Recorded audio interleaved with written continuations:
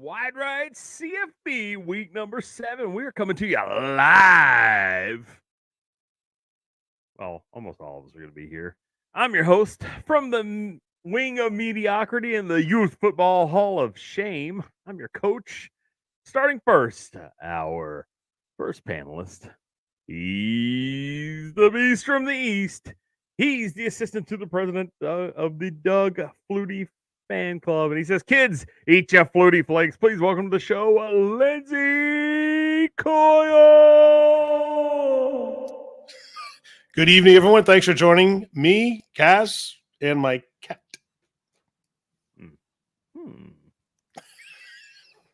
And Hunter. Do you want to bring on the third panelist? Let's bring him on. Does he have an animal in the background? It's on the wall. Oh, okay. Yes, that counts. It's stuffed. All right, our next panelist. He's my favorite football player, the pride of the Texas State Bobcats. Please welcome to the show, Hunter. We are SC. Wait, wrong guy. Eat 'em up, cats. All right, so usually we're a foursome, but tonight we're a threesome. We are down a panelist, but just because we're down a panelist doesn't mean we're down. And if Christian pops into the chat, let me know so I can get his email from him. So Christian, if you're watching, send me your email. So, yep, Jude's out tonight. He's out recruiting. I know he just said in the chat, he goes, I'm sitting in the ER waiting room. That's a lie. He's out recruiting for SC right now. He's on the East Coast. He's on Lindsay's territory, right? He's recruiting all those good players out of Georgia is where Jude actually is at the moment. So he's on a recruiting trip for Lincoln Riley. Lincoln called Jude. He's like, hey, Jude, I need you to go be the coolest guy in America. Go recruit for me on the East Coast. So that's where Jude is. And Lindsay and I didn't we didn't rehearse the story beforehand. All right. It's kind of weird being 3, not being 4. You know what I mean? I feel like I'm missing a leg. Wow, it'd be really weird then if you were actually missing a leg. What would that feel like? Like I don't want to find out. No. I don't want to find out. Yeah, that's a good idea. I don't want to find out. No, that would be horrible. I digress. So Jude's made his picks in the chat over here.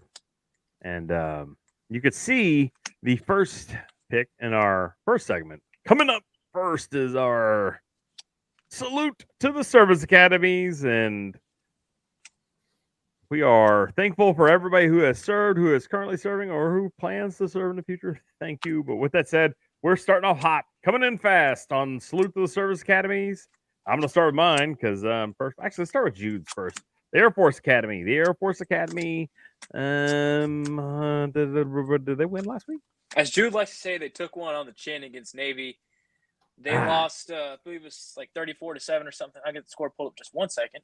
You know what's bad is I watched this game with Hunter. So. Yep, 34-7.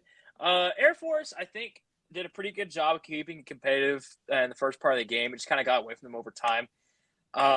They're just a bit overmatched. They're one of the youngest, or not one of the youngest, one of the least experienced teams in college football. A lot of guys have not played a lot of snaps just due to how Air Force kind of constructed their roster the last few years and how they went about things. Not having any comment on that right now. It was on the national broadcast. It was actually on the broadcast. They brought that up.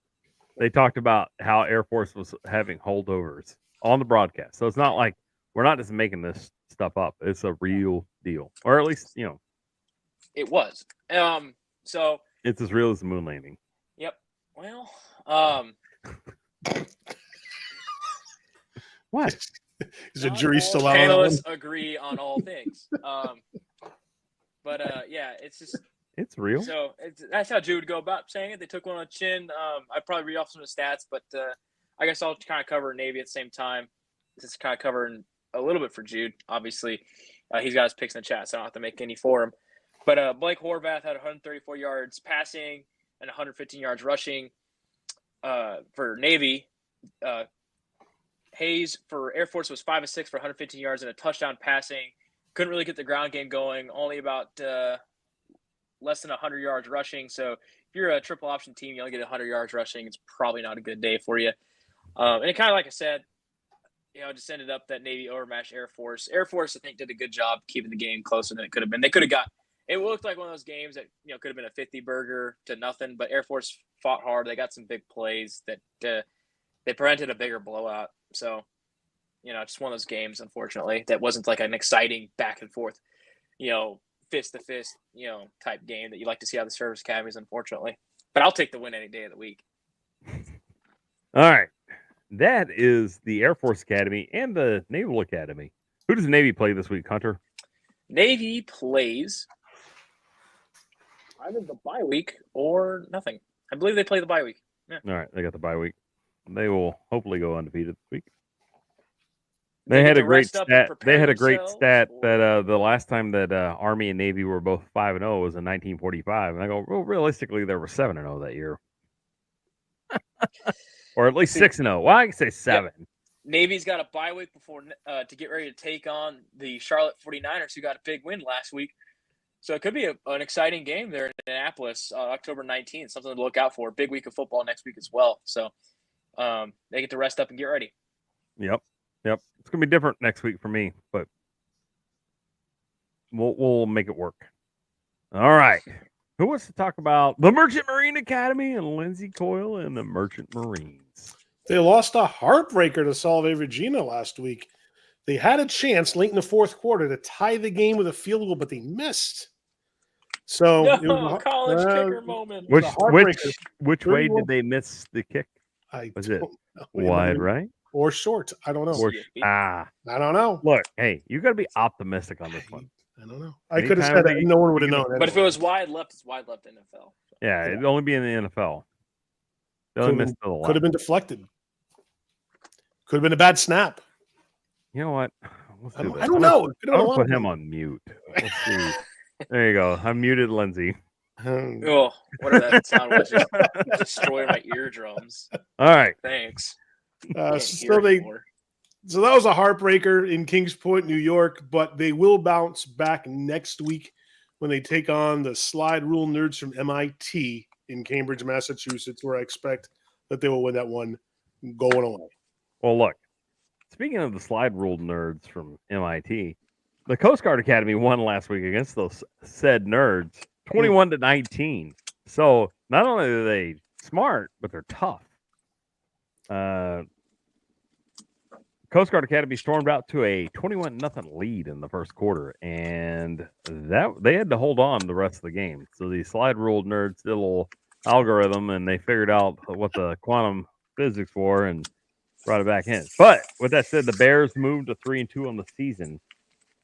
They executed a 14-play drive to seal the game against the Engineers. Isn't that a perfect name for MIT? Like, we're the Engineers.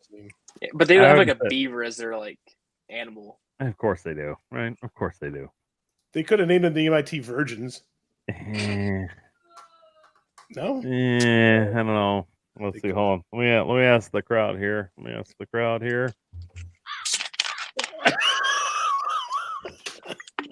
To the tens and tens of the Rocks fans. No, we don't even have tens right now. We all three of us could log on with a burner account. We still would have enough for 10. Oh my gosh. All right. So to give you all some stats on the game, the Coast Guard Academy's quarterback Joey Armentrout led the way with 16 completions for 175 yards, 2 tutters, and 1 INT. Now the defense was led by Grant. I can't read his name because I can't read my own. Number 39. That's all you need to know. Number 37. That's all you need to know. He led the team with 7 tackles, 7 solo tackles. Coast Guard Academy's off this weekend. They will be playing the team that just beat the Merchant Marine Academy next week in Salve Regina. Salve? I don't know. How do you say that? Salve Regina. Salty vagina. Salty vagina. All right. Let's keep. All right. So let's get on to the Army. Is Bocce here yet? Where's Bocce at? Bocce, are you there? Has she said hello yet? No Bocce yet. Maybe she's watching in the act. We got Pat Paulson. Pat Paulson's in the chat. Jude's in the chat. That's good. We got Jude probably got two devices streaming right now. So it looks like we got 3 people watching. So that's a good sign. All right, on to the Army. Army won last week against Tulsa. This is what Hunter would say one of these felt to ass games. Army won 49-7. They started off a little slow in the first quarter, then they jumped out to a commanding lead. Army was led by Bryson Daly, who threw for, check this out, 5 of 5 for 140 yards and 2 touchdowns. He also ran for another 110 yards and 2 touchdowns. But you think that's like a pretty stellar performance, right? Well, check this out. Their running back, Kanye Udo, he rushed for 137 yards on 6 carries with 2 touchdowns. So a third of his carries ended up in the end zone. Army will host UAB this week, which I think they're going to handily win. They're going to be playing at Mikey Stadium on the mighty Hudson River, and I look for the Black Knights to continue their winning ways. And that is our salute to the service academies, and I just dumped everything in my lap, as you can't tell. There, banners. There we go. And we're going to move on to our one of our newer segments, the 5-star versus the 1-star. I got to kick over to the comments here to go see what Jude picked for his 5-star v 1-star. I don't think it's on there. So we'll go with Hunter to start with. Who's your 5-star this week, Hunter? 5-star performance goes to the guy who might just end up winning the Heisman. One of the first players from a small school, and I don't know, since probably Ty Detmer did it. Ashton Jeanty, out of, I believe, 8 carries for 180-something yards. I mean, the guy is just phenomenal there at Boise State. How'd Jim Rome say that? He is phenomenal. Yeah, I mean, I like Jim Rome about as much as Jim Everett likes Jim Rome. What was that, Chris? Yeah, except there's in a table and a bunch of producers stop me from attacking him. There's a rock wall behind me. Anyway, so 13 carries for 186 yards and 3 touchdowns, and he did it all pretty much in the first half. I mean, Boise State beat Utah State 62-30. I mean, it was a beatdown. Ashton Jeanty Wait, hold on. It was a belt to ass beating. There you go. I mean, it was bad. He's on a pace to break Barry Sanders' record. The only thing I just don't know if he'll have the opportunity to carry the ball that much. But they're gonna have to beat somebody probably by 100 points. Yeah. Well, I mean, he may break the record if they make the playoff just because of the amount of games they'll play. But he's on pace to break Barry Sanders' record in the same amount of time, which is pretty awesome. So we'll see how that goes. So that's my 5-star performance for my. I'll let y'all do y'all's 5-star performances. Lindsay, do you have a 5-star performer from last week? I do. I think that we should talk about maybe one of the teams that we don't talk about that much because they're doing particularly well in the Big 12. Is it Big 12? Big 10 conference. Sorry. Indiana doing rather well for themselves. They're undefeated right now, 6-0 record. They're looking real strong. All right. I have to interrupt you real quick. So not only do you not watch college football, you don't pay attention to our podcast. What are you talking about? We talk about Indiana all the time. We do? Well, I do. Yeah. I mean, like we had 3 weeks ago, we talked about Indiana like in 4 different segments. We picked the same Indiana? game. Yes, the same Indiana? Yes. Yeah. Indiana. Not Indiana State. Nope. Not the Sycamores. Not Indiana Jones, but the actual Indiana. Not Indiana University, Pennsylvania. Hooters. Busted. In fairness, there are a lot of teams. Oh man, Indiana, sure, yeah. All right, go ahead. They can still be your 5-star. They're undefeated. They're 6-0. Not that there's not a lot of other undefeated teams right now, but I like the fact that even ranked 18, they're still winning games and they are showing a lot of promise going forward. My 1-star or 0-star or negative, so they owe stars, is going to be Kent State, who is currently winless and not looking like they're going to get out of their own way anytime soon. All right. That's Lindsay's 5-star versus 1-star. All right. Hunter, you just need to check right now before I start talking to see if hell is actually frozen over. My 5-star performance last week was the Texas A&M Aggies. Oh, I just heard a pig fly. Right, let's see. Oh my God, it's right outside the window. Oh my gosh. Yeah. Oh, I got a text from Sydney Sweeney. I mean, like, all the improbables are happening. Hey, look, anything's possible. Okay, maybe not that last part. Nope. A&M solidly put belt to ass against Missouri. Solidly. Yeah, solid contact. Yeah, it was solid contact. I mean, they're still sitting funny in their chairs this week from that ass whooping they took. This is all I drink with right now. It's kind of like, Yeah, he's laying on his side a lot this week. I'm just telling you right there. They put belt to ass. And my 1-star performance is my picks the last 2 weeks have been terrible. Freaking awful. You know what, Jude? My 1-star picks are worse than Alabama's performance against Vanderbilt. So Jude has picked Kyle McCord, who drives a Honda Accord, for his 5-star performance last week.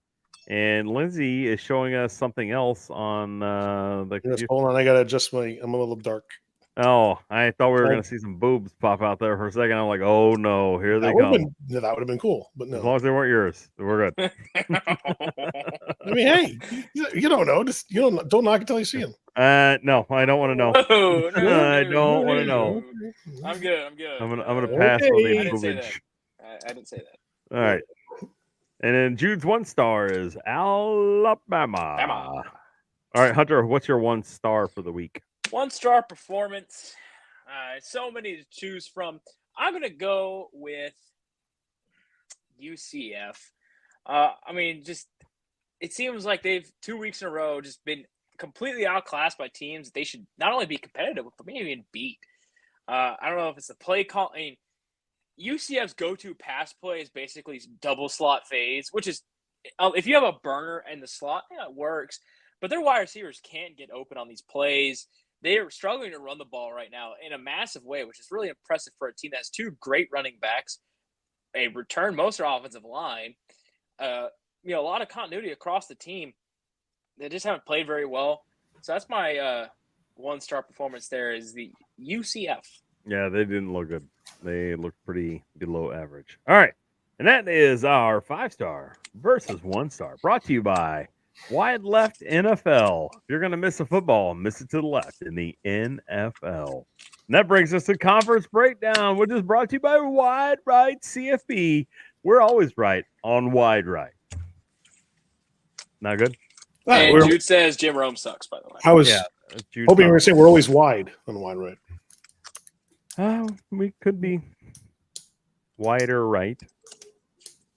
All right, so let's get into Jude's picks in the Mountain West Conference. We're going to start off with UNLV at Utah State. Jude's got UNLV over Utah State. I bet he'd say take the over, and UNLV covers the points. That's -19. San Jose State at Colorado State. I would look for a belt-to-ass game in this one. Even though Colorado State is a 1-point favorite, I think Jude has them, the Jose's winning there by a lot. He's going to say take the points and take the way over. The way over. The San Diego State Aztecs travel to Wyoming. Jude's got the Aztecs winning. I would say he's going to say the Aztecs are going to cover because they're favored by 1. It's not hard to cover when you're favored by the absolute least amount of points it takes to win the game. He's got Air Force over New Mexico. He's going to say, after a week after taking it on the chin. All right, and then this Washington State pick is in there, but that's going to be in one of our ones to watch. And we get to Oregon State over Nevada. Jude's got Oregon State over Nevada. Nevada will remain winless. And then in the nightcap, the late game, it's on TV at 10 p.m. Can you believe that? 10 p.m.? You know what I'm going to be doing at 10 p.m.? I'm going to be sleeping. Number 17, Boise State travels to Hawaii for the vacation, and Ashton Jitty will run for about 3 million yards. Jude has the Broncos winning by a country mile garage, as Jude would say. And that is the Mountain West. Now let's move over to Jude's other favorite conference, the Pac-12. Kidding. I am kidding. Hunter looks like he's about to stab me through the screen here. All right. And in the first game of the Pac-12, this Maryland versus Northwestern guy. Believe it or not, it didn't make it to the ones to watch. We got close, though, but it was we had an argumentative decision on the ones to watch this week, and we basically picked them. I got to get to Jude's pick here. I'm not 100p on this one here. You like how... What are you doing, Hunter? You're playing solitaire while I'm talking? How dare you? You're playing solitaire while Jude has Maryland over Northwestern. There you go. Pac-12 all day. So. I thought you were like rebuilding like a change counter. It's not like you had a coin op machine in your lap. All right, he's got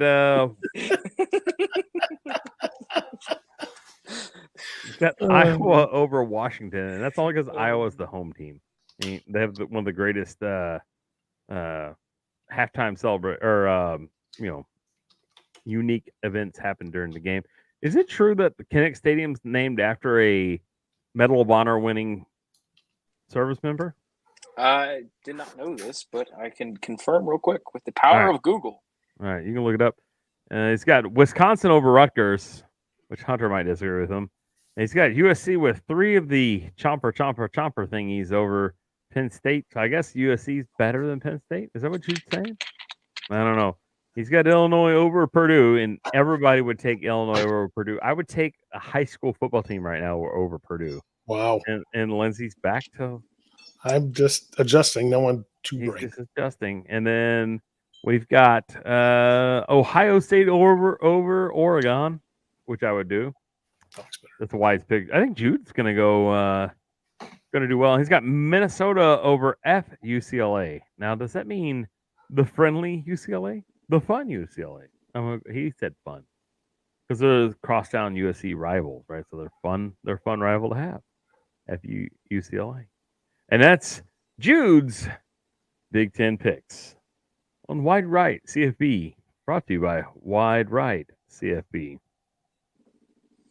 So, Niall Kinnick was a Heisman Trophy winner in 1939. He went on to law school as a graduate and then joined the Naval Air Reserves during World War II. He's serving aboard the USS Lexington as a naval aviator. I believe he was a F-4F Wildcat fighter pilot or fighter bomber pilot. And he was killed in service whilst aboard the USS Lexington. And there you go. That is the story. I had heard something. All right, Lindsay, are you ready to cover some of your games? Let's do it. All right. We're going to go to the ACC. It's very quiet on here. I think Jude brings a lot of energy to our show we're missing right now. I just feel like incomplete without Jude. It does. We should play a song for him. Hey, Jude. No, okay. Jude, get well soon. You never know that you're my hero. You are the wind beneath my wings. Lindsay, the crooner. He does all the classics. Hey, and that. Now we're down to officially nobody watching. Oh, dang it. It had the.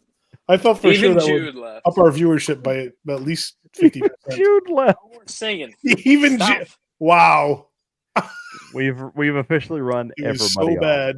I even ran off our own panelists. All right, Lindsay, this Clemson, number 10, Clemson at Wake Forest. Clemson's favored by 20.5 points. They sure are. They should not have a problem dispensing of Wake Forest. As much as I like Wake Forest, they just don't have it this year. So this one's going to be Clemson all the way. They're going to cover that spread. Look for them to win by at least 3 touchdowns, maybe even a touchdown and a field goal. All right. Georgia Tech traveling to North Carolina. This would have made our ones to watch had North Carolina not sucked so bad the last month.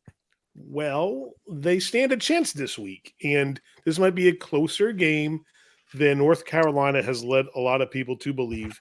I am of the camp that they are going to put up a strong fight. Look for a close game played throughout. Though Georgia Tech is favored to win, I wouldn't be surprised if North Carolina can pull the upset on this one. All right. Our next game. Stanford at number 11, Notre Dame. Everybody knows where I'm leaning on this one. Lindsay, where are you leaning at? Stanford all the way. Notre Dame should have an easy one this week. It's not going to be close. These are what. So Stanford does exactly what Notre Dame does, or Notre Dame does exactly what Stanford does: run the ball and play defense. But Notre Dame does it at about 9 levels higher. Yeah, and that's really the difference. And they just have more talent. They're better coached. They play better. It's that simple. You're simply looking at an apple and an orange when you do a comparison between these two. Notre Dame will win this handily. They're going to more than cover that spread, which is 22.5. All right, so your next 2 games, Cal at Pitt and Louisville at Virginia. They're actually going to be in our ones to watch segment today. And so that leaves you with Syracuse at NC State. Hunter, does NC State have any players left, or are they all in the hospital right now? I mean, It seems like playing NC State might be detrimental to one's health. They should have players left. Their backup quarterback had some moments last week, but I don't see him being the reason why they would win. So I'd roll with however you feel confident. Syracuse, Lindsay, Syracuse is only favored by 3. Syracuse is only favored by 3. I feel like they should be favored by 33. It's strange that this is the line of this game. 20. Yeah, I don't understand that, to be honest. Clearly, somebody knows something that we all don't. I don't know why they think it's going to be such a close game. I don't think it's going to be nearly as close as the line indicates on this one. I think they're going to win this game by at least a couple of touchdowns. Syracuse all the way. By a country mile garage. By a country mile garage. There you go. And that's Lindsay's ACC ones to watch. You know, I made these creative little. Oh, here they are. Here, I got to show you all this. This is great. Check it out. Lindsay Coyle's lead pipe locks on the ACC and the American Conference. Check that out on the little crawler there. Well, Lindsay, I got some bad news for you in the American Conference. You have 4 games to pick for. We're keeping it short for you this week. We called in a favor. We knew that you were needing a break. Yeah, that's what it was. So Hunter's already, or I've already talked about Army playing UAB, who I thought Army would beat handily. Or you guys finally had admitted the obvious that I am the weak link in this whole broadcast. So no. I think that you might be one of the strongest links in the podcast. I think you're just being kind. I don't know. All right, UAB at Army. 20.5 points. This game happens at 11 a.m. on Saturday. Yeah, it'll be over by 11:05 a.m. Saturday. Army is going to enjoy having their way with UAB, and it will be nice for them to not have to fight for a win like this. It'd be a handy walk away for them. Look for this one to be in Army's hands early and stay that way all game. All right. This could be the belt of ass week in this conference. Memphis at South Florida. Well, I don't know. I think we have some. That one for sure in the conference, yes, because the other games in the conference are going to be fairly well played and close games, which I think will mean they're going to be fairly interesting to watch. So for Memphis at South Florida, Memphis is favored by 7 going in. I don't know if they're going to cover that spread, so they might only squeak this out by a field goal, but it will be fairly high scoring game. The over under 60.5. I'll take the under, but not by much. Diabolical 58. We are live. Kind of semi-live. All right. What about North Texas at Florida Atlantic? This is another one of these close games that I'm not so sure that North Texas, who is favored going in, is going to have what it takes to win. I wouldn't be surprised if Florida Atlantic upset them in this game and won by a field goal or a touchdown late in the game. All right. We got UTSA at Rice. Yeah, it takes some balls to favor UTSA in any game, especially against a team like Rice. Now, while Rice is not a great team by any stretch, I do think they have what it takes to win this week. So I can't pick UTSA to win this one. I think that Rice will win by a hair, but they're gonna pull ahead probably in the fourth quarter, and they'll have the defense tuned well enough that they'll be able to stay there and win this one by a touchdown. Sweet. That's the American Conference and Lindsay Coyle. We kept it short because Lindsay doesn't watch. On to the... I'm just kidding. We kid because we care, Lindsay. We kid because we care. Or it's accurate. Maybe we should tell a story about what I did this week, and then everybody get a good laugh. We'll save that for the end of the stream. Fair enough. Have we lost 10 viewers? We didn't have 10 to lose. Shut up. We're going to move over to the Sun Belt Conference, where I can tell you right now that it looks like Coastal Carolina is going to go down to James Madison. It doesn't look good. No. At least Hunter and I pick the games. We pick all the games before y'all see any of this. And, well, let's just say I took the Chanticleers and Hunter took the Dukes. And the Dukes were whooping the Chances' tails right now. All right. The Monarchs at Georgia State. What you got? So I'm going to go with the Jaguars in this one. Panthers. Yeah, that's what it is. The Panthers in this one. Yeah, Old Dominion's played some close games, but I feel like that they've kind of shot all they've got. Georgia State has looked better and better every week. They're kind of figuring out their team. They're 2-2, looking for a conference win. It's at home. I'm going to roll with the whole home team. Christian Velu is starting to figure out that passing offense a little bit. That's a little bit different for them. They're more of a triple option or a spread option team last year, a little bit more pass heavy this year. I like the Panthers in this one. All right. The Southern Miss Screaming Eagles at UL Monroe Warhawks. The Battle of the Birds. What do I we don't got? know how UL Monroe is only favored by 6.5 points in this game. I mean, it seems like free money. They've been beating every opponent they faced. They even beat Coastal Carolina in a tough game. And man, they look good. I don't see really anything. It was James Madison.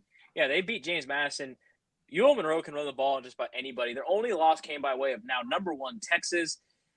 I really don't see how you can go and look at this UL Monroe team. Go, oh yeah, like it's they're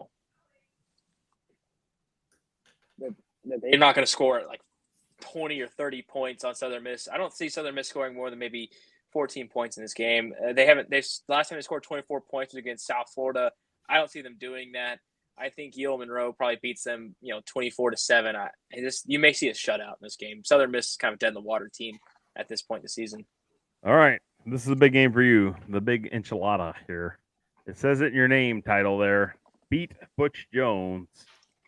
I don't know how this wasn't on the ones to watch. I think I advocated for that. But anyway, so Texas State's minus Because 14. This game is the first sellout in Sun Belt Conference history for the Texas State Bobcats, at least in the last few years, as far as I know. I don't think we sold out a single conference game last year, especially on a weekend like it is with ACL in town and all that good stuff.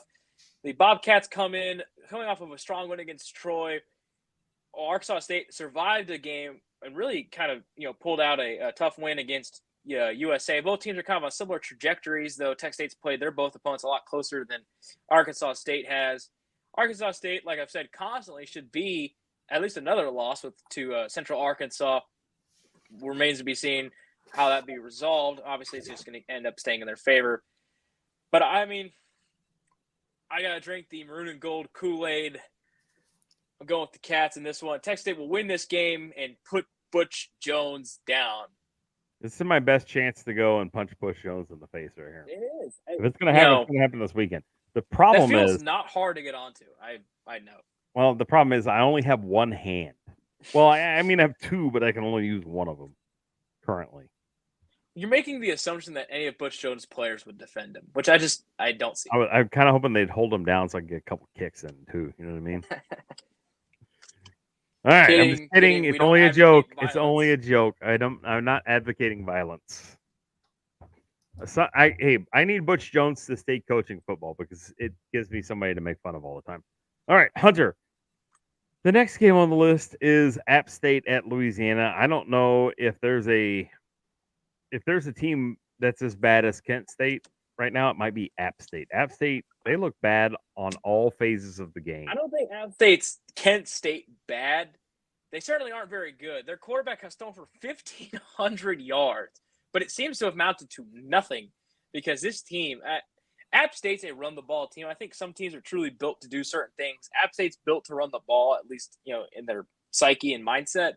So the fact they've been a pass heavy team might be a negative for them. Louisiana has been an everything team. They can run the ball fairly decently. They can pass the ball really well. They play a very sound team. I believe that they're last in the Sun Belt penalty. Well, they commit the least amount of penalties in the Sun Belt. At least they have the least amount of penalty yards. They're a very disciplined, well put together team. Michael Desmarais has that team rolling, focused, and I believe that you're going to go into Raging Cajun Valley here, whatever the hell their stadium's called, Cajun Field, and they're gonna beat down on the App State Mountaineers. I think. App State looks out of it. Louisiana does everything well that App State can't stop, and we may see another coach fired after this game with App State going down 2-4 on the season, and head coach, I believe Sean Clark, the head coach might find himself fresh out of a job. All right. Last game of the Sun Belt Conference. Marshall at Georgia Southern. This game happens at 7 p.m. on ESPNU from Allen E. Paulson Stadium in Statesboro, Georgia. Paulson. Is that related to Pat Paulson? Any relation, Pat? Hunter, We'll see. What do you think on this? Marshall's favored in this game. Marshall's favored by -2.5. However, I like the Screaming Eagles in this one. I'm a big Georgia Southern guy. In a lot of ways, I like what they do. I like the history of that team. I do like Clay Helton as a coach. You know, some might say that he had a better time at USC than the current one. Anyway, so I really think that that Georgia Southern can get another win here. I don't really believe in what Marshall's been doing this year. They can run the ball pretty well. They're a pretty balanced team. But I think that Georgia Southern is an overall better team, a little bit more cleaned up passing game. And, you know, they only took 2 losses, one to a mighty Boise State team that they competed with, except for an interception, I believe a pick 6. They might not have won that game, but they could have kept it closer. And they lost to Ole Miss, which, I mean, it's just purely way out talented in a way that I don't think that they can make up. Marshall did compete against Ohio State, and I was very impressed by that. However, I just don't see that being carried over in this game. I think that Georgia Southern gets the win here without, well, you know, it's probably be a close game. I'm going to say it's like a 42-35 type game. A lot of points, I think. All right. Well, I got some good news for you. Your SEC picks, you only get like 3 of them. Well, because the rest are the ones to watch. The ones to watch. All right. South Carolina at Alabama. Had South Carolina just won one of their 2 last games, they would have been the ones to watch, but they didn't. The reason South Carolina didn't win those games because they were preparing to play Alabama. They're going to come out and lose the Crimson Tide. I mean, Alabama is only ever good for maybe 1 loss a season, even if it did go against Vanderbilt. But that's a lot better Vanderbilt team this year. Alabama's favored by -21. I like that spread. I would take it. Over under at 50.5. I mean, I would probably say this game's going to take about 60 points to play. Alabama's going to score about 40 of them. South Carolina may score 15, 14 points. South Carolina, it just looks like something's not quite clicking for them. Freshman quarterback doesn't exactly help. He's good. He just makes some mistakes, doesn't hit some throws that he needs to hit. But over time, he'll get there. However, I'm going to go with the Crimson Tide in this game big time. All right. The Tigers from Missouri, number 21 Missouri, travel to Warren McGurk Alumni Stadium in Amherst, Massachusetts, to take on the UMass Minutemen. Lindsay, can you believe that Missouri's playing a away game in Amherst? Like, is that a recruiting hotbed? Is there high school football talent there, like all worldly? This has got to be one of the dumbest matchups that the schedule could have come up with this year. Look, Massachusetts already won this game. The Massachusetts AD has already won this game. You know how? Because he was able to get paid $1 million or like $2 million to host the Missouri Tigers. They don't have to spend any travel money. This guy deserves a raise just for what he was able to pull off. 5-star performance by the Massachusetts AD. I know there's only win they'll get though, because Missouri's going to kick the shit out of the Minutemen. I know there's pride on the line, and I know I shouldn't advocate this, but I really don't think the Minutemen should take the field. Well, they got to get paid somehow. I guess if that's what it takes, or maybe they're gonna be the 60 Minutemen this week. Just have the marching band of the cheerleaders perform for 15, 20 minutes or whatever. I don't. Do they have good looking women at in Amherst? In Amherst, Massachusetts? You said that means that the answer is no. It's not. It's not Beauty Queen Central out there. But girls from Boston are a slightly lesser type. Ugliest. All right. Let's just keep moving. All right. Mississippi State at number 5, Georgia. I'm taking the Bulldogs in this one. That's a hard pick there. Well, which Bulldogs though? So Georgia's favored by -34. Over under set at 54.5. It looks like Vegas kind of agrees with me that Georgia's going to do most of the scoring in this game. I know Mississippi State played Texas close, and it was a valiant effort there by the Bulldogs, but I don't really see them continuing that kind of tough effort. They have found their future there with Michael Van Buren. He is a fun quarterback. He can run the ball a bit, but Georgia seems that they've learned that they need to work on running the ball. I don't know that necessarily Georgia's going to score more than 34 points, but I don't think Mississippi State's going to score any.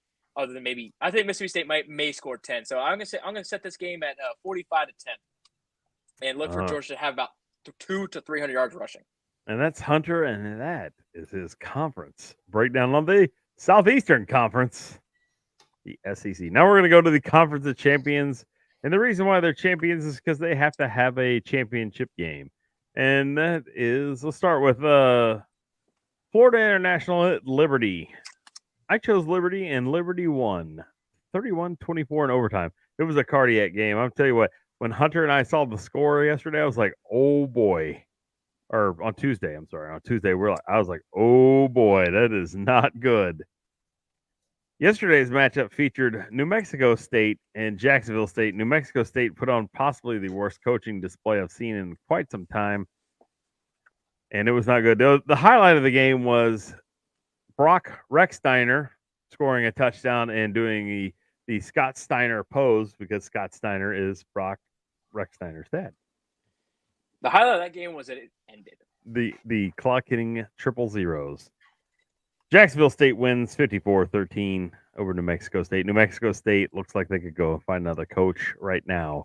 The funny thing is both of my other two Conference USA games are going on right now, and Middle Tennessee State in La Tech are in a back and forth shootout. I picked La Tech. Hunter picked Middle Tennessee State. The winner's got to buy the other one dinner tonight. And we've already. All right, and UTEP in Western Kentucky are playing, and I can tell you the only highlight is Western Kentucky is wearing their Grimace outfits, and I think they're leading. Yep. So But UTEP is driving, it seems. yeah. So that's the Conference of Champions, Conference USA. There are no Saturday games in Conference USA. Gotta make Wow. money somehow. $20 Man's is $20, Ricky. Guys got to eat. Exactly. Man's gotta eat. Man's got to eat. All right. This show is completely off the fucking rails. We got one person watching, two people watching. If you know what I'm referencing We just right doubled now, our viewership. Whoa. yeah, there you go. That's what I do. 100%. Now we're down to 10x one. your life. 10x your 10x your life. But please don't bring up Grant Cardone ever again. Now we're down to 0. We brought up Grant Cardone and the internet turned off. Man. Hey, one This of is these so days, bad. Let's one of keep these going. days, Let's Lindsay, keep I'm gonna going. have a conspiracy theory live stream, and I'll tell you about my Grant Cardone story. Okay. All right. I like conspiracy theories. The Big This will do 12 so well. conference. The Big 12 conference. I mean, like, look, Alex Jones makes Grant Cardone look like a normal human being. All right, no, he doesn't. But anyways.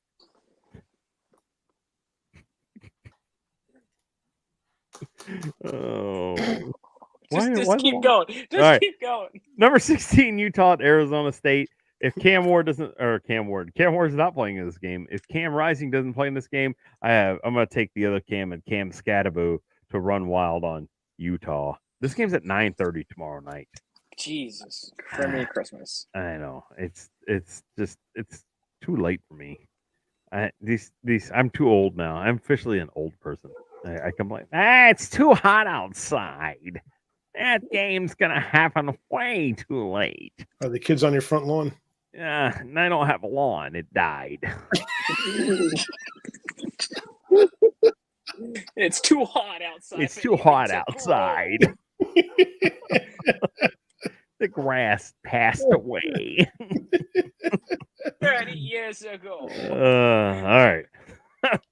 So you know where I'm going on the Utah Arizona State game. Fucking terrible. Cincinnati at UCF. I took the Bearcats, and which means that UCF will probably blow out Cincinnati, because every time I choose Cincinnati, lost. All right, here's a fun one, Jude.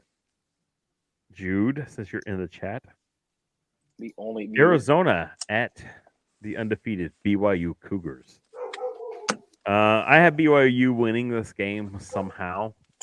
They're only favored by 3. The reason why they're only favored by 3 is this game's happening during the middle of the day. They do their best work at night. Vampires. There you go. At 7 p.m. on Fox from Milan Postcar Stadium in beautiful Morgantown, West Virginia. The Iowa State Cyclones travel to take on the West Virginia Mountaineers.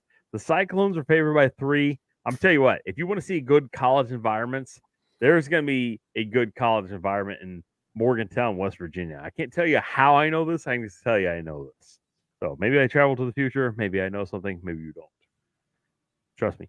And then Kansas State and Colorado. We're going to cover that in the ones to watch. And so since we're there, let's get to the ones to watch. Brought to you by Pantene Pro V. Stylize your hair with Pantene Pro V. Shut up. Should I have gone with Bush Bavarian on this ad spot? Auntie Anne's. No, Pantene is the real sponsor. They sent, that's what I wash my beard with. Pantene Pro V. And it shows.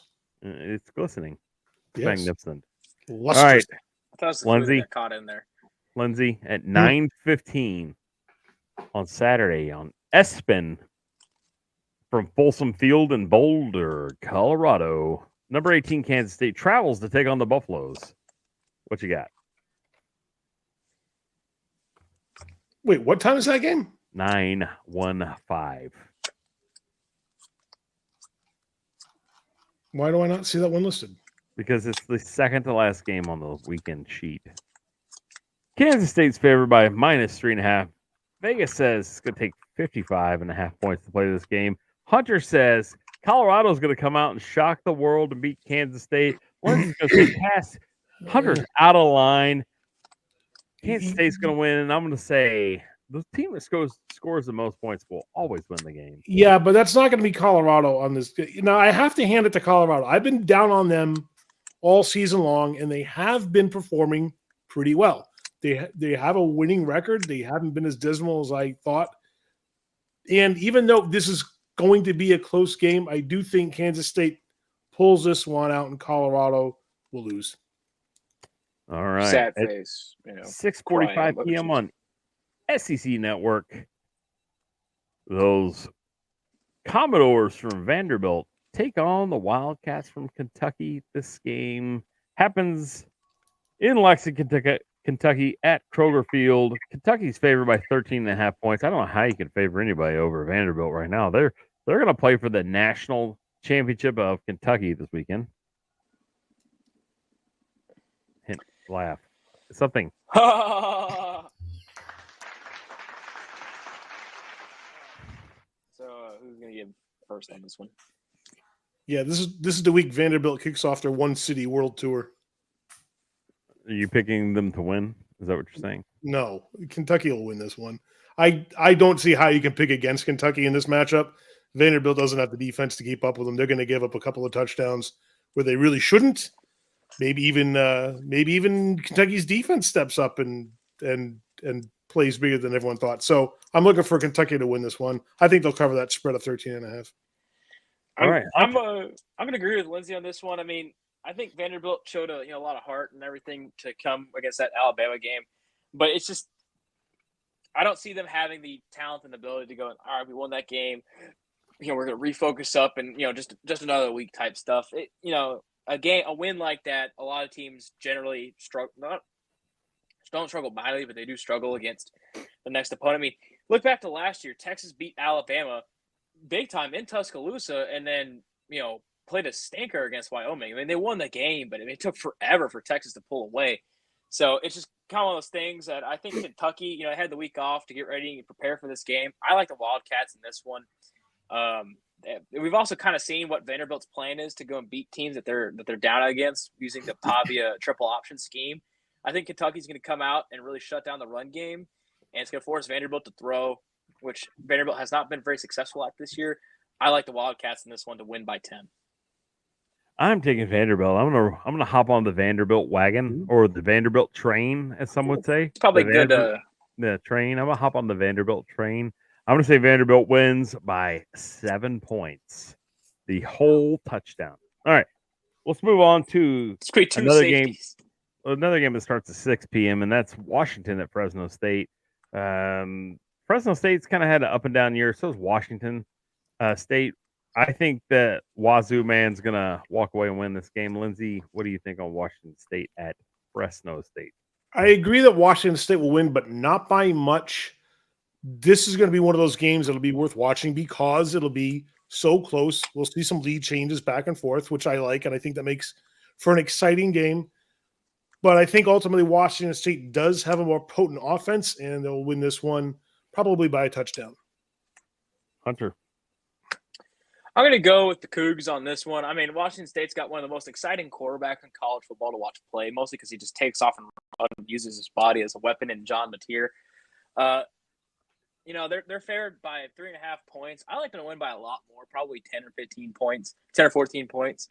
Fresno State's just a little bit behind this 8 ball in this game. Washington State's going to be able to run the ball really well, and Fresno State's not really able to handle that, especially the quarterback run. So I think Washington State's going to, have a really big night. I'd say John Mateer's going to run. We're going to pass for 200 yards and rush for another 100 yards. All right. That brings us up to another game at 6 p.m. on ESPN. From Neyland Stadium in Knoxville, Tennessee, the Florida Gators travel to take on the Tennessee Volunteers. I can tell you what, there's volunteers for plenty of fights in this game. This game is going to be raucous because Florida doesn't like Tennessee. Tennessee doesn't like Florida. Tennessee's coming off of a big loss. Florida's coming off of kind of a big win. I would look for Florida to be fairly competitive. I'm actually taking the Gators to go chop, chop, chop against the Volunteers. The Gators are going to win this game by 4-point margin. You heard it here first. Lindsay, I know you like to disagree with me. How have you not saved that for your bold predictions? Because that is a bold prediction. Maybe I did. Maybe you did. Okay, we're going to double dip our Tennessee Florida game. I like where you're coming from on this one, but I can't ignore Tennessee's defense on this one and how well they've been doing throughout the rest of the season, even though they took one on the chin. They're ranked number 8 for a reason, and they certainly have the talent and the coaching to pull this one off. Although I think Florida is going to be fairly well represented here, and they're going to have a strong showing. I don't think Tennessee will cover the spread, but they will win. All right, Hunter, break the tie. I got to go with the Vols in this one. I think Florida, they had a good win against UCF. But, when they played A&M, you just saw that they're still just outmatched by teams that are physically able to match up to them. And while Tennessee did struggle with Arkansas, I don't think Florida has the ability to run the ball quite like Arkansas does. Their quarterback room, Taylor Green, I think is a better quarterback, even if he's a little bit more hot and cold. And the running back room is a little bit better than what Florida has. So I'm going to go with the Volunteers in this one. I think that they have seen kind of where they are with Nico Iamaleva's development. Or Nico's development. I like Tennessee to bounce back this week and win this game. I don't know. I'm going to say they win. I say that Florida will cover the spread, though. I think that that's a realistic option in this game. But I could easily see Tennessee's defense taking over and Florida getting blanked or held to like 10 points in this game. It remains to be seen. I do like Tennessee to win this game, though, but I do like Florida to cover. All right. 2:30 p.m. on the ACC Network, Louisville at Virginia. From Scott Stadium in Charlottesville, Virginia, Louisville's favored by 7.5. I say wrong team favored. The Cavaliers should be favored. They're the team to watch. Louisville has struggled the last couple weeks. I'm going to go Cavs. I say the Cavs not only beat Louisville, but they take the over. Cavs in a win. Wow. Lindsay, what do you got on this one? I won't disagree with you on this one. I don't know if it's going to be quite the wide margin that you're thinking, but I believe that because of how Louisville's been playing, Virginia does have an advantage going in. I would think that they could pull this one out by a touchdown. Hey, I'm going to have to agree with you guys. Virginia has looked really good these last few weeks, and Louisville seems to be on a real skid. And something to watch in this game, a key to the win for Virginia, is Anthony Colandrea using his legs. Last week, Kevin Jennings was able to run for roughly 100 yards or something like that against Louisville. And every time Louisville had the offense stopped up, Kevin Jennings would get a big run and put SMU in great position to score. I think the same things, and Riley Leonard the week before for Notre Dame as well. I really think that in this game, Louisville struggles to stop running quarterbacks. Virginia's going to exploit that. Look for Virginia to win by at least a touchdown. All right. Also at 2:30 p.m. on ESPN, those Cal Bears, who lost a heartbreaker last week, travel to take on Pittsburgh. Cal's going to hire a NASA scientist to help them plan their cross-country trips better. I think they'd be better if they zoomed in on this one. If they did the Zoom call game on this one. I'm going to go with Pittsburgh and Eli Holstein to win this game. Not by 3, but by 13. Wow. You got Big a lot week. of bold predictions this week. Bold. The balls are out this week, sir. The Wow. balls are out. I like it. But I'll disagree with you on this one. California's got what they need to pull the upset here. And sorry. You just saw the points that all the players have from all the air miles they got. And you're like, man, they would travel to Hawaii, but they've already flown around the globe twice so far this year. And it's late and I'm tired, is what it is. We'll try to hurry up then. That's what I'm going with. Sorry, what was your pick? I took Pittsburgh to win by 13. That's right. I'll take California to pull the upset. Although Pittsburgh's only favored in the line by a field goal, California has what it takes to win. I think they'll pull this out by maybe 10 points. All right, Hunter, what do you have between the... I'm going to go with the Pittsburgh Panthers to win by, a score 7, I guess. Cal, they keep going across these cross-country trips. They had this big emotional loss, and you can go and hash out whether the refs did this or that and the other. But, I think really you kind of see what Cal is and what they struggle to do. The offense just seems like every game, even the games they win, just goes cold at some point. I think Pitt's too good of a team. I think Pitt's a really good team this year. Their quarterback's able to run and throw really well. And I don't think he's going to make a lot of silly mistakes like Cam Ward did to start that Miami game against Cal. I think Cal's going to kind of find themselves down the hole early and unable to pull themselves out of it. So I said look for the Pitt Panthers to win by at least 7. All right, at 2:30 p.m. on CBS from Los Angeles Memorial Coliseum in Los Angeles, California. The number 4 Penn State Nittany Lions travel to take on the USC Trojans. Now, Jude took the way over. So you're picking USC.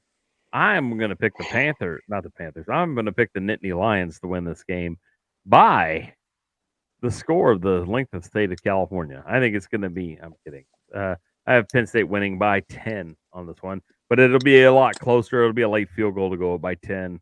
They'll been up by 7. They'll kick a late field goal to kind of make that 2-score differential. And Penn State will get their first win in Los Angeles in a while. Lindsay, how are you picking this game? I'm picking Penn State to win handily on this one. I wouldn't be surprised if they won by 17 points. Nice. Hunter? Yeah, I kind of agree with Lindsay here. I think Penn State's going to take the lead and never give it up early. They can run the ball really well. Drew Aller's great in the play-action game. 2 things that USC has shown that they're unable to stop with any sort of measure. That defense has looked good this year compared to last year, but, Penn State's so much more talented of a team. And USC when a team rushes for more than 30 times a game, they are 0-4 in the Lincoln Riley era when a team runs for the ball more than 30 times. That's a padlock stat, and Penn State, James Franklin teams love to run the ball. They're going to run the ball all over USC. I don't see USC doing much in this game. Look for Penn State to win 34-17. All right, and our next game.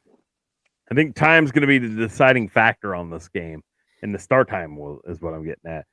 At 6:30 p.m. on ABC, number 9 Ole Miss travels to Death Valley to take on the LSU Tigers. Go Tigers! The number 13 Go Tigers. Mississippi State's favored by 3.5 points. I'm telling you right now, LSU is going to beat them by 10.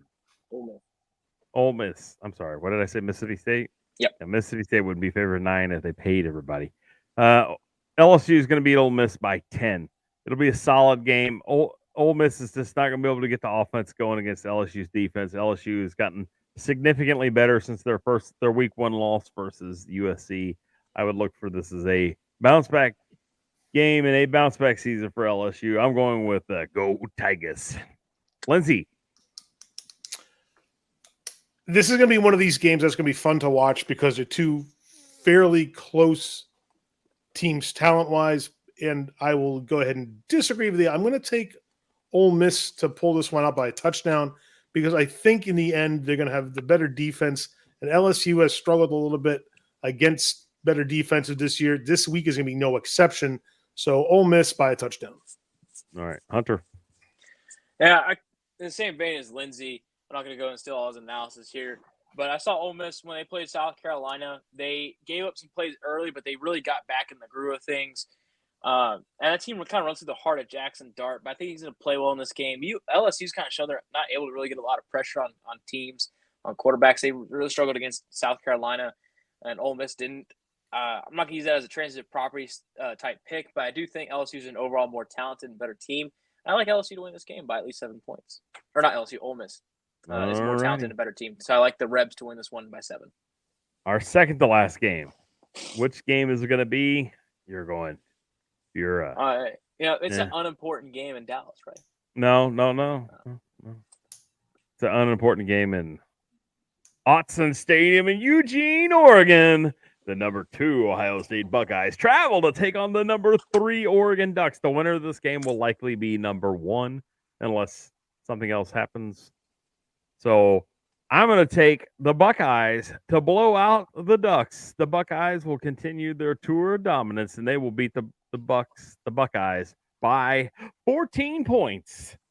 Lindsay, do you have anything different to say, or would you agree with the old Coach Cass here? Well, I agree in that Ohio State is going to win, but I think that it's going to be closer than that. The over-under on this game is 54. I'm going to go way over because I think with their potent offenses that both teams have, this is going to be one of these high-scoring shootouts that's going to be fun to watch if you simply like to see the points get tallied up on the scoreboard.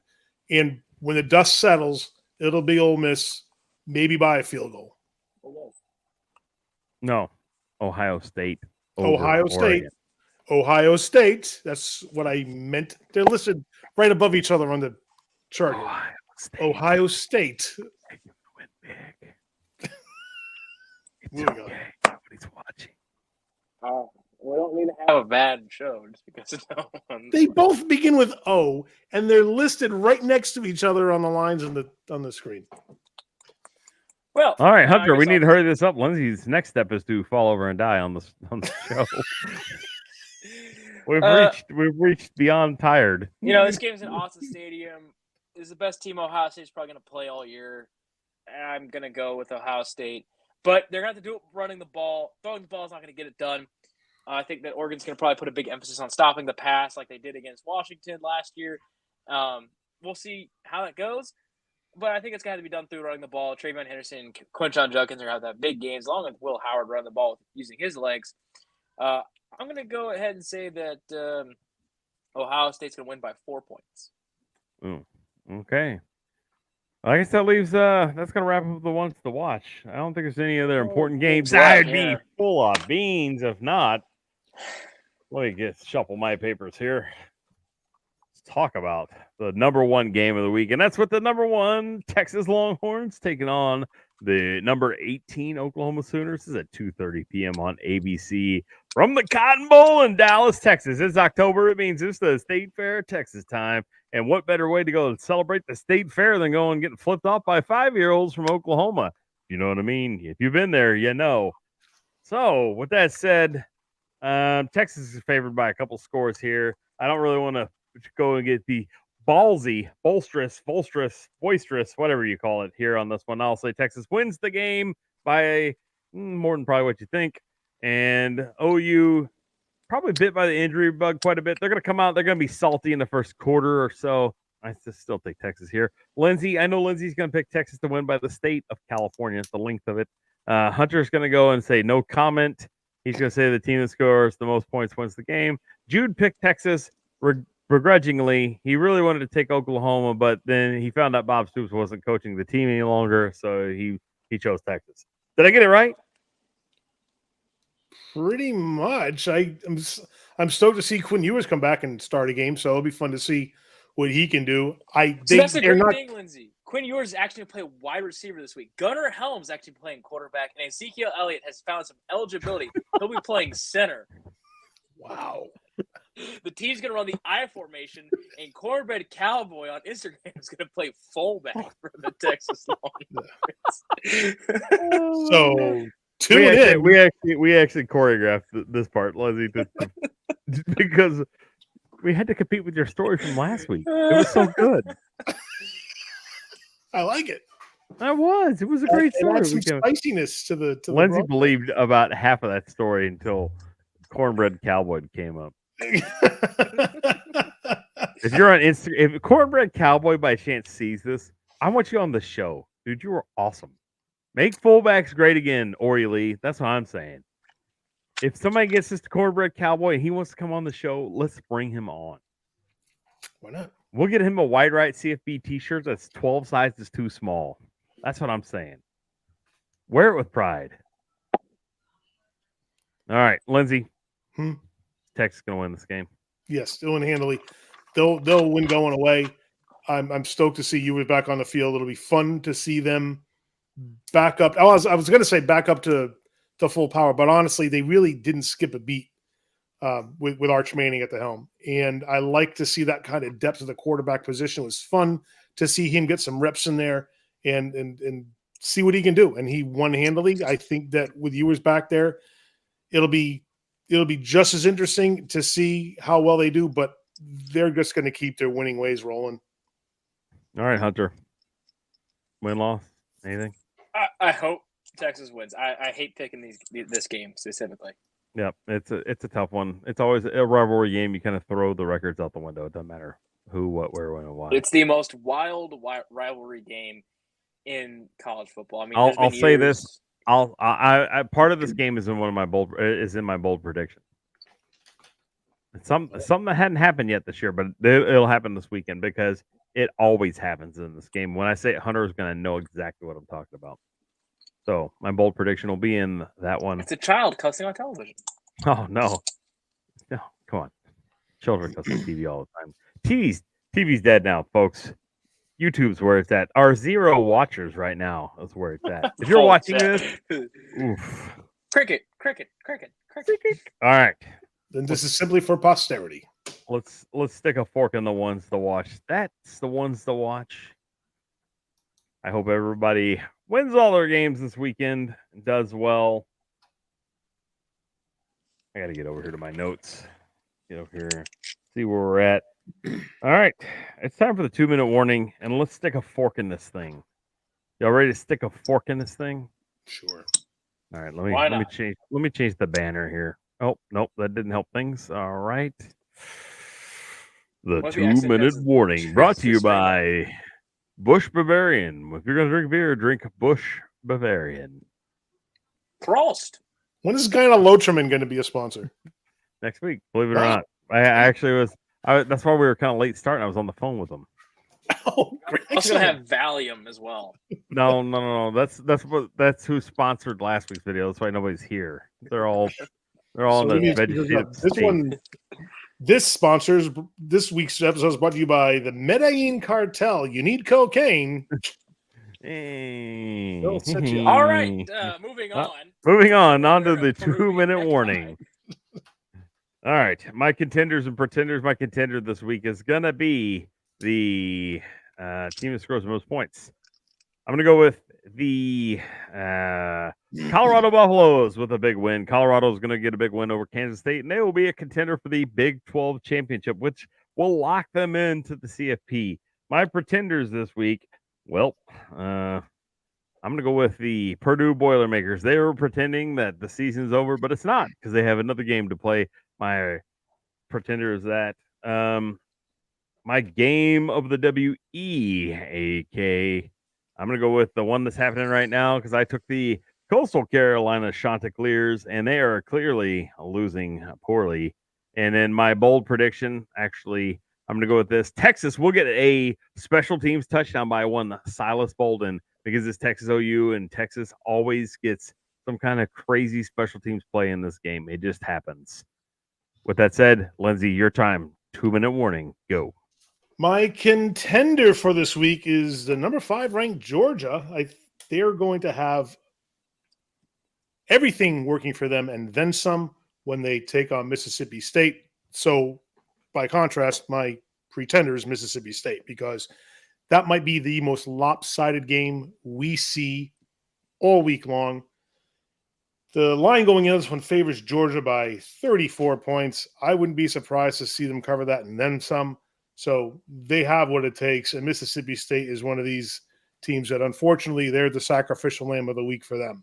So that's what they're facing. For my game of the week, we can look at it's kind of a dichotomy in this one.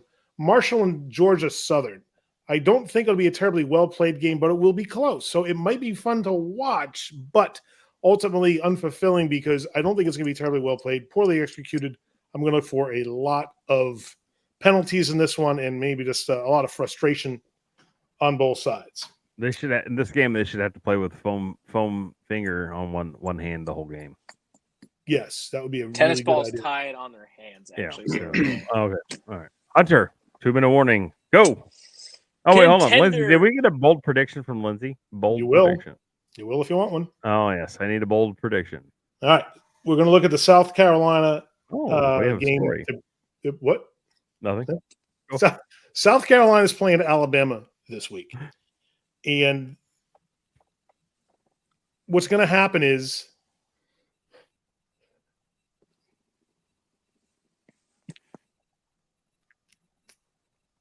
please carry on. what's going to happen is Are they going to take bets pregame and then no, South Carolina's got to play with their shoes laced to the other shoe? come on, that's just crazy. Who would even think of something that goofy? My bold prediction is that this game will not be as much of a runaway as has been predicted. It's going to be fairly well played into the third quarter. But then all of a sudden, every electronic device, all the lights, everyone's phone, boom, no power. And if you look at the roadways surrounding the stadium, you realize every car, every truck, every motorized vehicle has come to a complete standstill. Why? Nothing's wrong with the power grid, but look overhead and you'll see a giant spaceship hovering over the stadium. People normally would be freaking out and losing their minds, but a strange calm has come over the entirety of the stadium because they're in some kind of hypnotic trance. I have a question on this one. Yes? Does the spaceship have Goodyear on it by chance? No. No, this is a legit straight up spaceship run by aliens from have made interstellar travel possible, and they've come to Earth. So as everyone's standing, unable to move, think, or act, a bolt of blinding white light comes from out of the bottom of the spaceship and shines onto the field, where it picks up one of the players and brings him up into the ship. Why? We don't know. But then the blinding light comes down again, and another player gets brought up. And then another player. 4 players in total get brought up, and there's a stunned silence in the entire stadium as they're wondering what's going to happen next. Well, after a few minutes, the 4 players are deposited back onto the field, and then another 4 come up. Inside the ship, the aliens are having a conversation like, we got a stadium of 100,000 people, plus all the players, all the concession workers, security personnel, even the administrators. We have to cycle through everybody.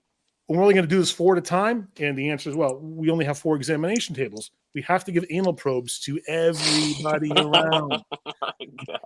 4 at a time for over 100,000 people. What are we going to do? Well, I don't know. Let's look around. Well, you know what we could do? We can convert the cafeteria in the spaceship to an exam room. We could probably get another 20, 30 tables out of it. So they decide, okay, we'll do that. So they start bringing up now 20, 30 people at a time. Once they're cycling through the staff on the sidelines, the players in the field, they're now going through the stadium and picking up the fans and the concession workers. The problem is they're doing it in the cafeteria where other aliens are trying to eat. They're being interrupted by people getting anal probes on the table, ass cheeks akimbo, probes going in.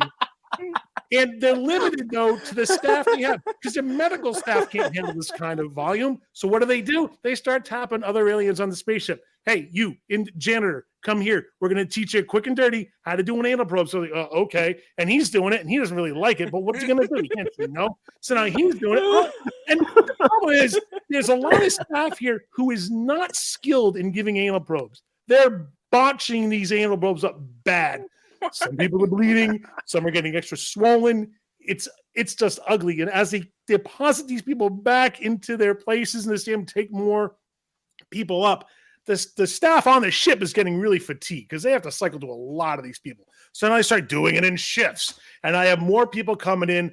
The training gets really hasty in this. The quality of the probing is gone downhill rapidly. But they eventually cycle through everybody. And I know what you're thinking. Certainly with a large flying saucer parked over the stadium, somebody sees this and at least can alert the authorities. Well, unfortunately, the only person who sees this is a local redneck out hunting, and no one really knows his name. They just know him by the name Muskrat.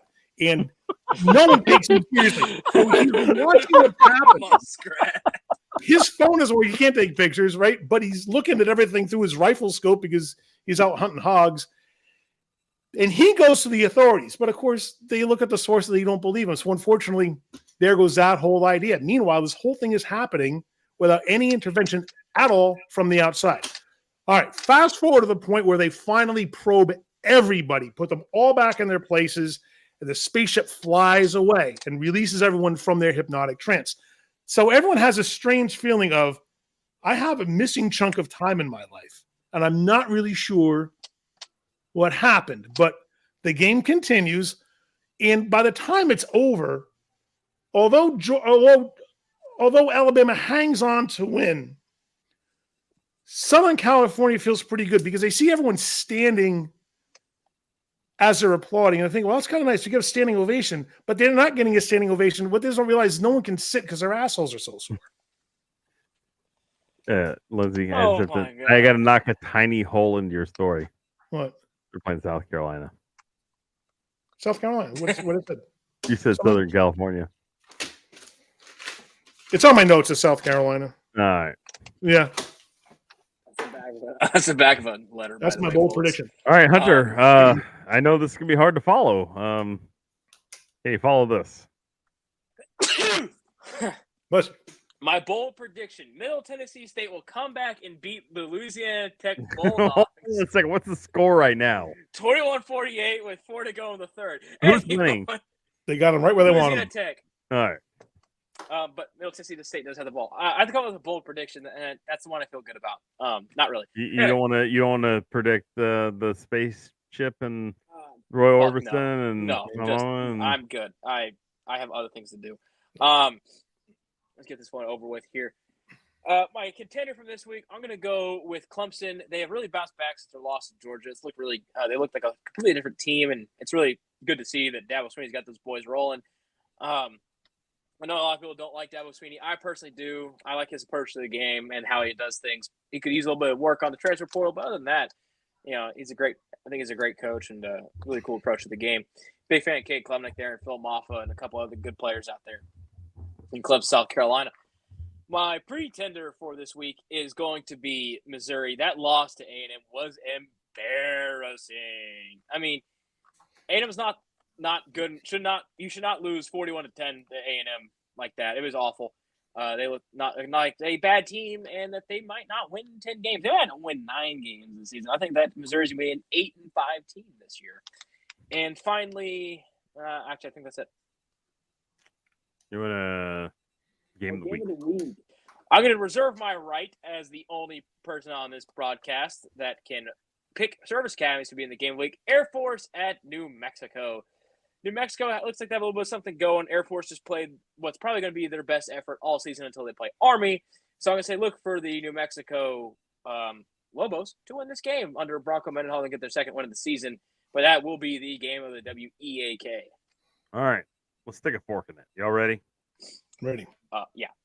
All right. You're up, Hunter. All right. As always, go Navy, win the bye week. Hook 'em horns, and Cats. I will thank those of you who watched for watching. As small a representation as that was, we appreciate you, Pat Paulson, Diabolical 58. Thank you, Jude. Hope you're getting better sooner than later, and hope you get back at it before too long. Remember, folks, you can't spell college football without balls. All right. That's probably going to be the last week we're allowed on YouTube. Thanks for joining us. It's been a fun 3-ish year, right? kidding. We're gonna be back next week.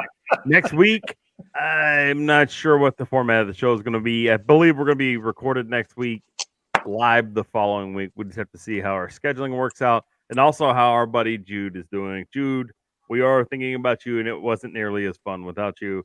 And the viewership was down quite a bit. So it's like Jude's like the main guy. yeah, I think the people are only watching to see Jude. So Jude, we miss you. Thanks for putting your picks in. We hope to see you next week. Everybody that showed up today, Pat Paulson, Diabolical 58, Cool Jude Santa Cruz, and all the other millions of folks who will watch.